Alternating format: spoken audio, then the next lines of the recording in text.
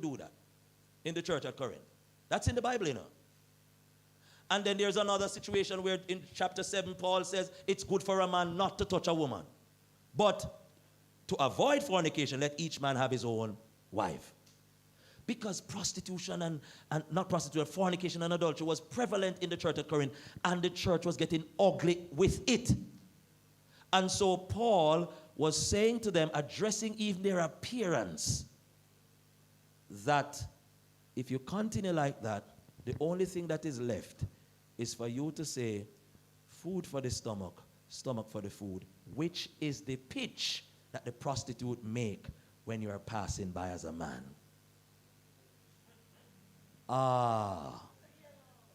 Seal out, yes. We would say seal out today when you're selling something. That's how the women, prostitutes, call out when you're passing as a man. No, you don't see that in the Bible.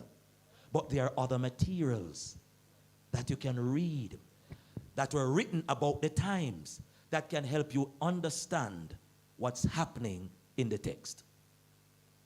And so I'm going to give you at the end of this presentation some help where that is concerned. I want my members to grow in their understanding. This is what Ellen White says. Next slide, my friend. This means, here's what Ellen White says.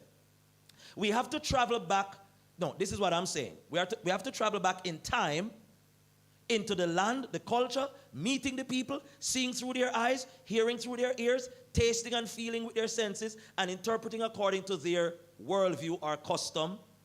And this is what Ellen White says. She summed up what I said. I couldn't have said it any better than she. Here's what it says. Let us in imagination from, this book is called Thoughts from the Mouth of Blessing. It is repackaged and called Thus Jesus Spoke. It says, page 16, the 2007 edition. It says, let us in imagination go back to that scene. And this is describing the Sermon on the Mount. And as we sit with the disciples, who's sitting with the disciples? No, look at the thing. Who's sitting with the disciples? How are you going to sit with the disciples? You have to transport yourself. Beautiful. In your imagination, you have to go back there. Sit with the disciples on the mountainside, enter into their thoughts, into the thoughts and feelings that filled their hearts. Understand what the words of Jesus meant. To those who heard them, which was not us, was them, we may discern in them a new vividness and beauty, and may also gather for ourselves today their deeper lessons. So you understand what I'm trying to tell you. I shared it with you based on my own studies, but Ellen White has the same argument. You cannot fully understand the Bible except you do the work of trying to get underneath the text. That's how I describe it. Get underneath the text. All right? God and culture, quickly. It must be noted that God communicated to man within his culture, norms, taking into account their understanding of their world and how they interpreted it. God takes that into consideration. This diagram, go to the next one, my friend, is, maybe you're not going to be able to see it very well, but just to give you that black line that curves like that. By the way, this is a diagram that summarizes how the Hebrew person think about the universe. Okay? So when you read Genesis 1, did you know that in the Bible, there's the argument that God has windows? You ever read that before? Windows. Yeah, man, God have windows up there.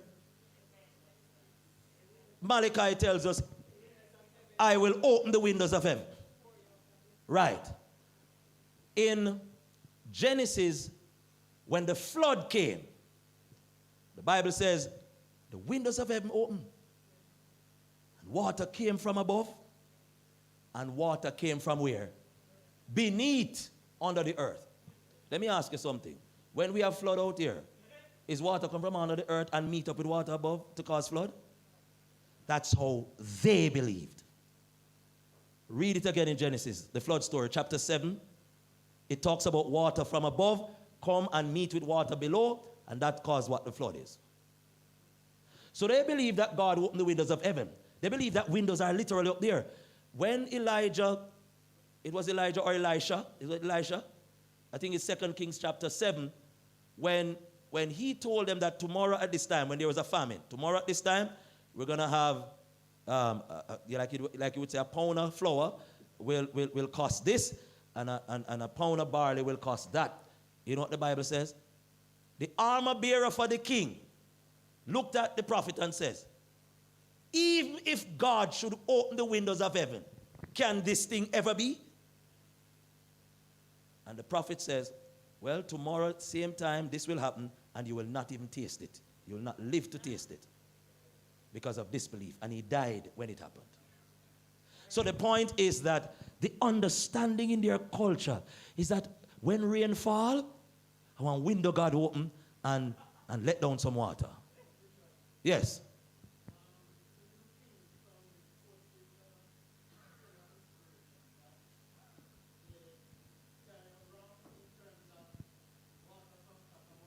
If they are wrong,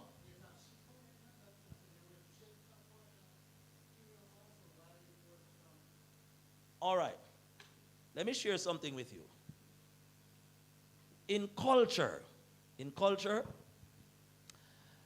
it's not a wrong and right with what people believe in their cultural norms. Let me give you an example. Yes, it's not true that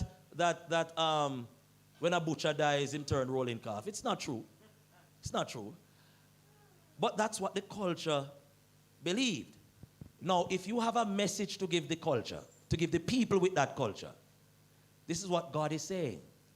You can use their culture and communicate God's message to them a particular way. That is not to say the cultural understanding is correct. That is not to say it's correct. It can be used as a tool for communication.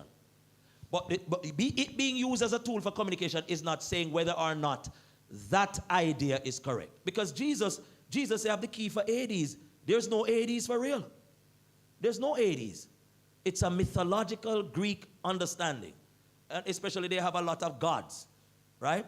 So I want us to understand that culture is not replacing God. It's the message that must be valued and not the vehicle used to transmit the message. Am I making sense to you? Yes.